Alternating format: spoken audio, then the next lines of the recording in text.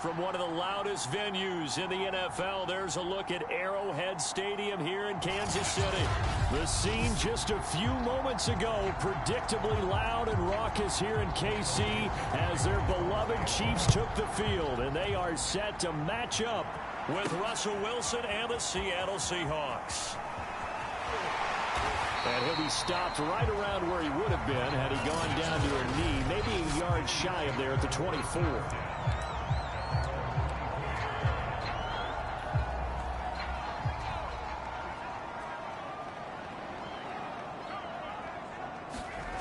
They go play action here on first down.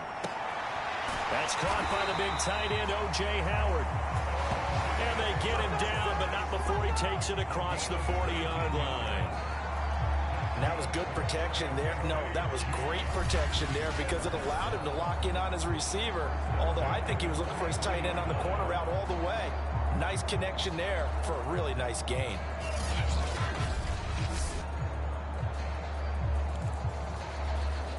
One play has him up past the 40 already, and another 1st and 10. Now a handoff. It's Langford.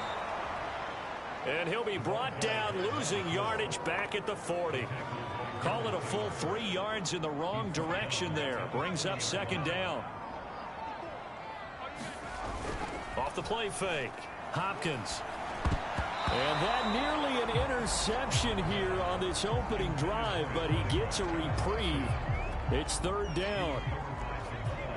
An incomplete pass on that last play, and that means they'll need to come up with something here on 3rd down.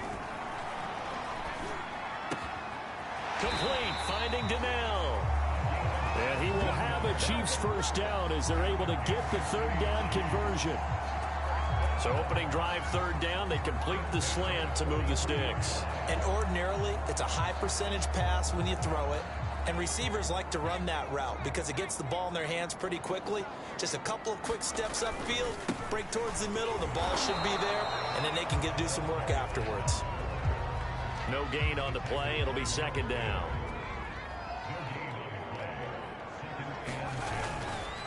Langford. Call it a gain of 5 that time, and they'll be left with a 3rd and about 4.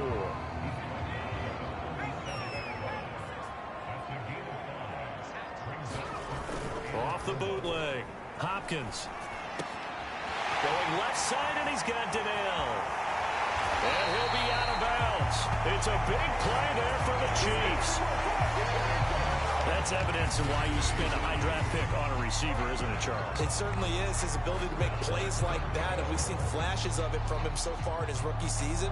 But also, it opens things up for the rest of the offense because they have to bring their attention to him as well. A terrific opening drive has them knocking on the door, 1st and goal. Looking to throw. Hopkins. And he'll go backwards, losing yardage to the 5. It'll go as a loss on the play. Not what you need down here. It's going to be 2nd and goal.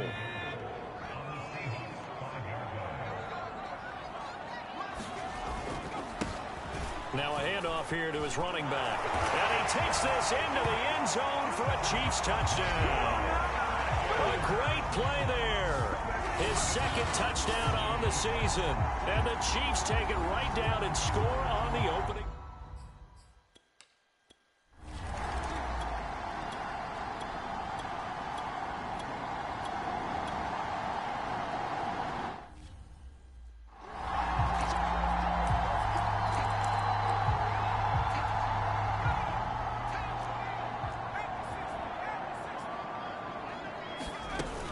This is Langford on 1st and 10. And he'll maneuver his way forward for about 4. 2nd and 6. Pretty much unreal, not just in terms of yardage, Charles, but also throw in the 3 touchdowns as well. When you put the whole package together, I can make you a pretty good guarantee right now. He's going to see a few more people in the box every time he lines up. Yeah, I don't think that the defense has any choice. They've got to stop him. Can't let a repeat performance like that. Agreed. After 1, 7-0 on EA Sports. Out to the left there and complete to Howard. And he will have a Chiefs 1st down. They needed 4. He doubled down. He wound up getting 8. They'll run on 1st first down. Langford stopped at the 24-yard line after a gain of 5. We should mention, to go along with a great game he had last week, he was rightfully named AFC Offensive Player of the Week. And he shares that with his offensive line, the tight end, his fullback. He's looking for more and more of that in this game. Escaping the pressure right. Completes it to Hardman. And he'll take this into the end zone. Now, hold on here. We do have a flag down. So let's see what this is about.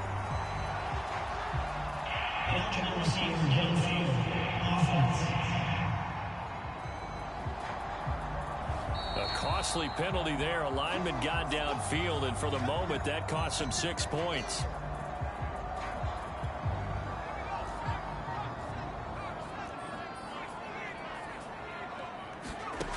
Now he'll look to throw here on 2nd and 10. He finds Howard complete.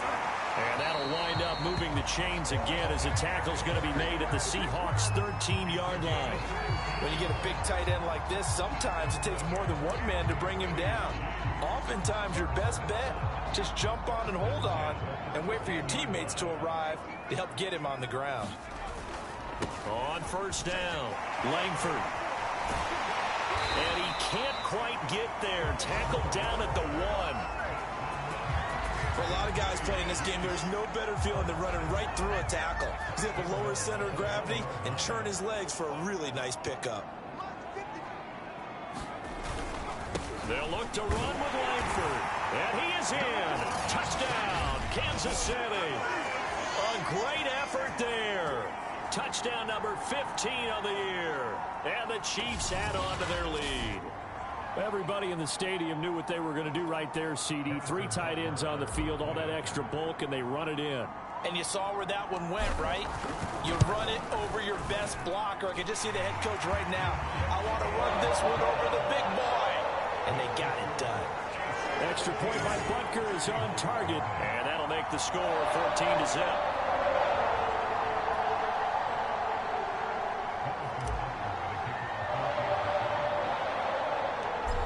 After the touchdown, here's Butker on to kick it away. A short kick taken at the 18. And they're going to start this drive in pretty good shape as they get it up past the 30. Seattle's offense coming back onto the field, ready for their second drive. Their dreams of an undefeated season shattered with the loss a week ago. Now, look, whenever an undefeated team goes down, you always hear some say, well, they needed that. I don't know, Charles. Is that a narrative that you buy into?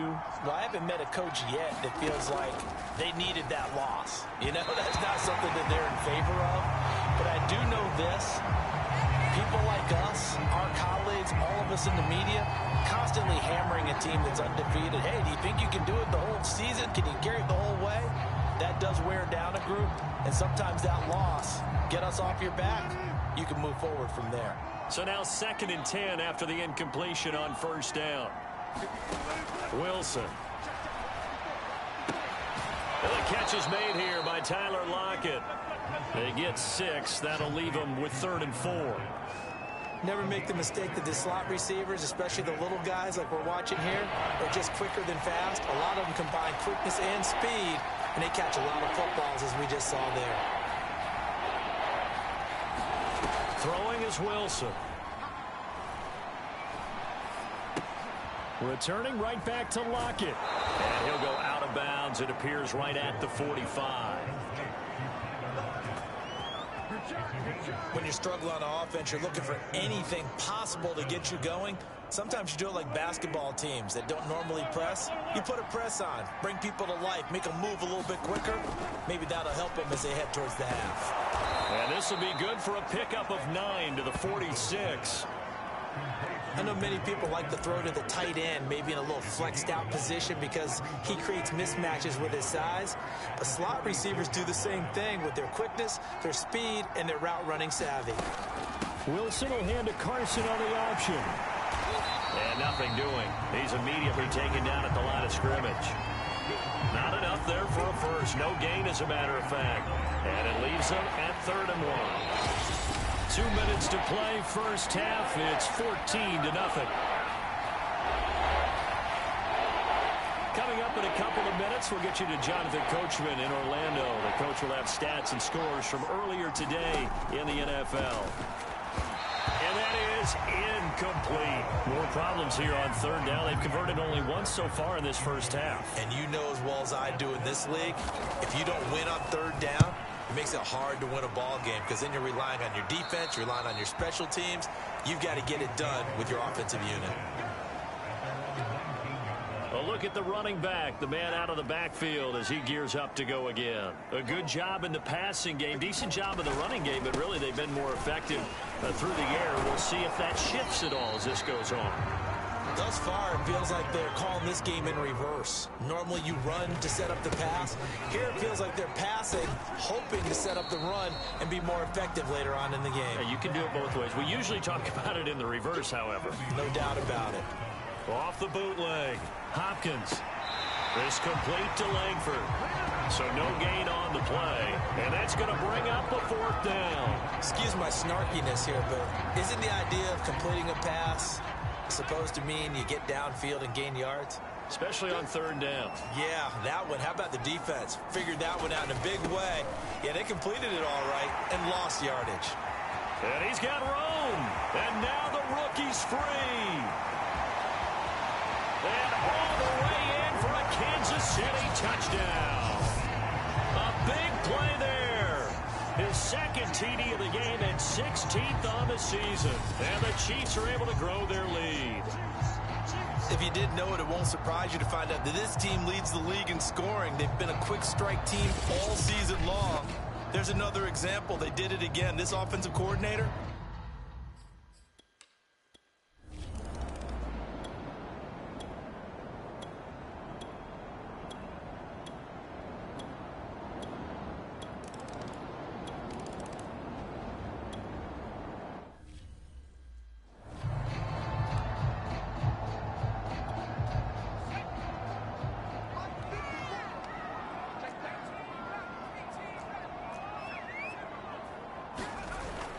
And they're just going to run it here up the middle.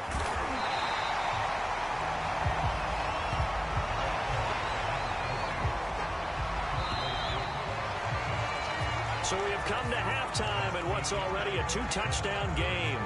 As we'll send you down to Orlando, and we check in with Jonathan Coachman for our EA Sports Halftime Report. Coach. All right, Brandon, thanks very much. We'll get back to you and Charles in a minute. But first, time to give the folks at home a look at what's going on around the NFL. We'll begin our tour out at Nissan Stadium in Nashville, where you see the final score there. Ryan Tannehill, a very good performance as his guys run the record now to 5-2. From there, let's head off and check out a second game. And they were losers in their ball game as the visiting Buffalo Bills come in and took it to them. Josh Allen, a very good performance as his guys run the record now to 5-2.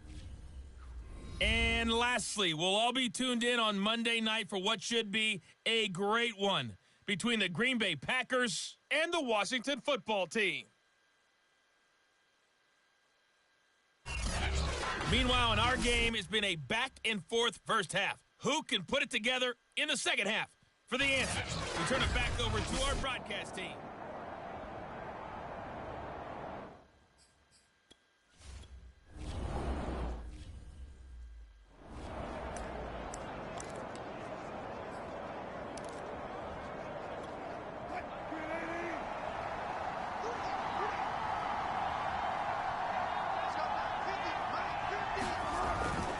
They'll start out on the ground with Carson. And he's upended at the 33 following a good pickup of 8.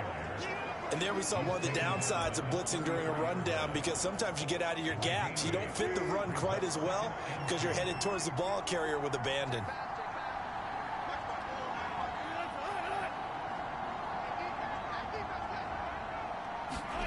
Wilson after the play fake to Carson. And the timing a bit off that time as that one falls to the ground. Another attempt, another incompletion. And when I look at the scoreboard and where we are in this game, it comes to mind that they have to start getting the ball in the hands of their playmakers. Throw it to the guys that maybe can take a short pass and turn it into a long gain or make people miss downfield. They've got to have points. And the guys who can...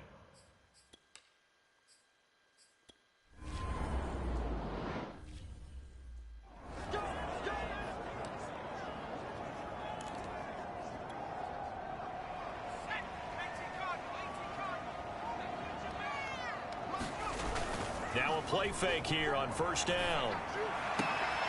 That'll be caught. It's the tight end, Howard.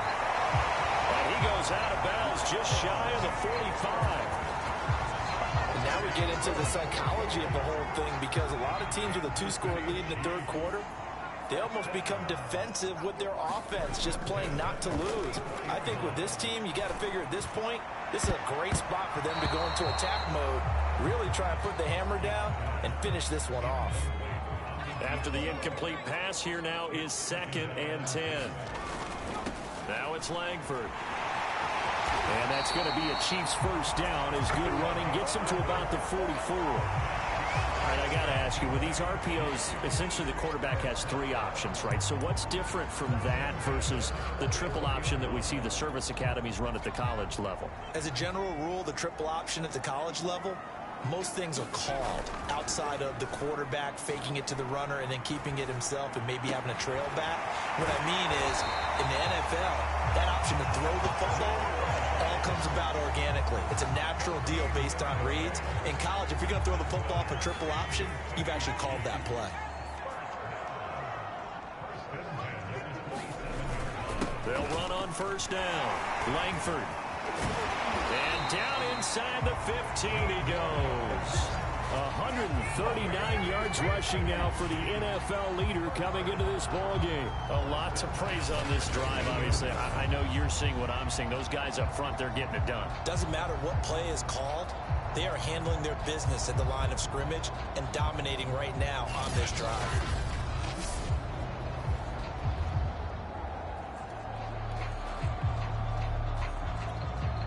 They show run with 3 tight ends here on first down. Inside the red zone here, they'll look to throw. He's got it. Touchdown, Chiefs. O.J. Howard with touchdown number 8 on the year. And the Chiefs are able to extend their lead. There was a lot of zip on that pass, and baseball might have called that a frozen rope. I like it when you bring the diamond into the game. I'm going back to the gridiron. Had some heat on that bad boy. Sometimes you throw a touchdown pass, and sometimes you throw, what, a touchdown strike? There you go.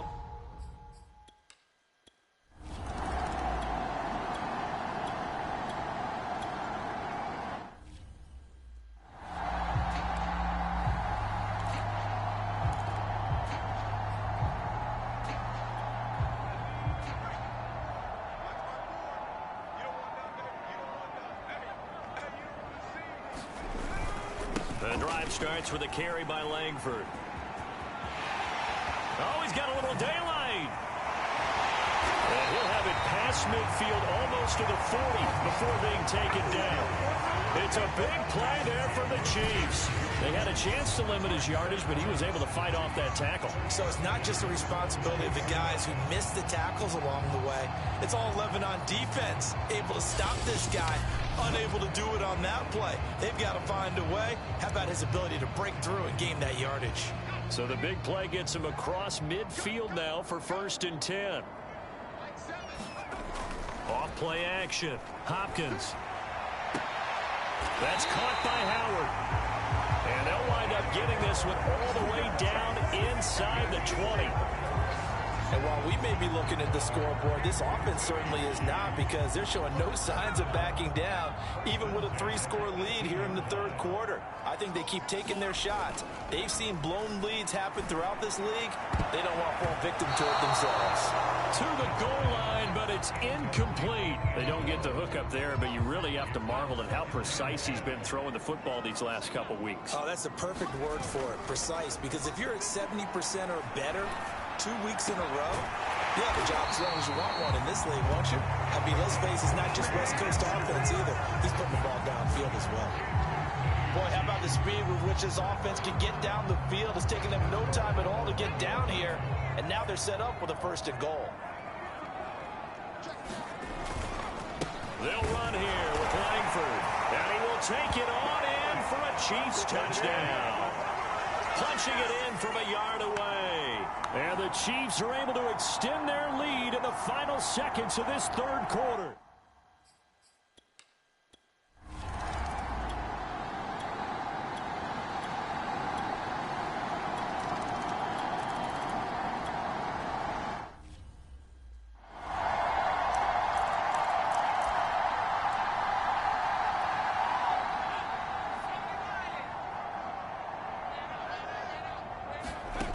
On 1st down, Hopkins over the middle here to Donnell. And he gets it inside the 35 and just shy of the 30. From the 32 now, here's 1st and 10. Another carry for the workhorse tonight, Langford. And he'll go down into 26 following a gain of 6. 4 yards remain for 2nd down. They keep it on the ground with Langford. A 3-yard pickup on 2nd and 4. Now they'll need to convert here on 3rd and a little more than a yard.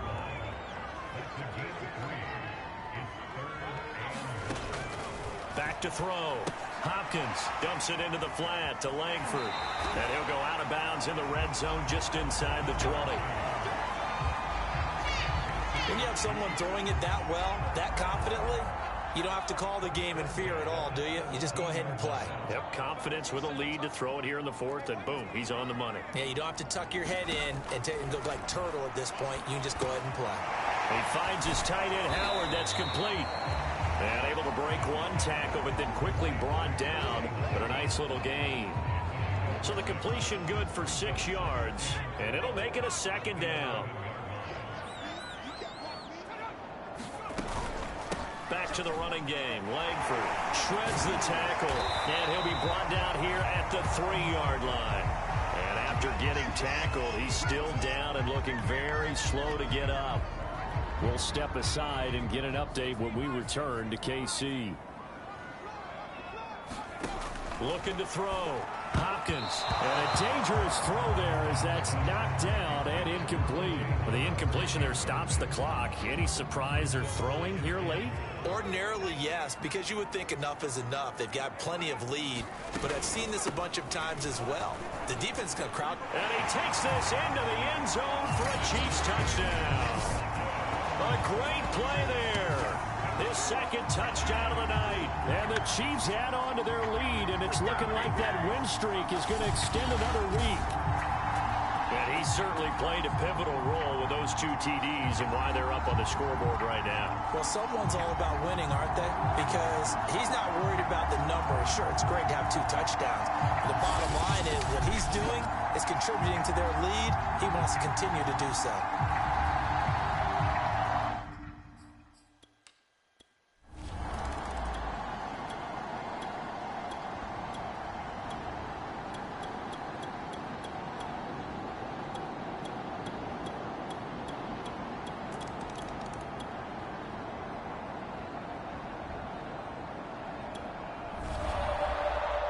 Charles, it's one thing to win. It's another thing to win and put up the amount of points that they did.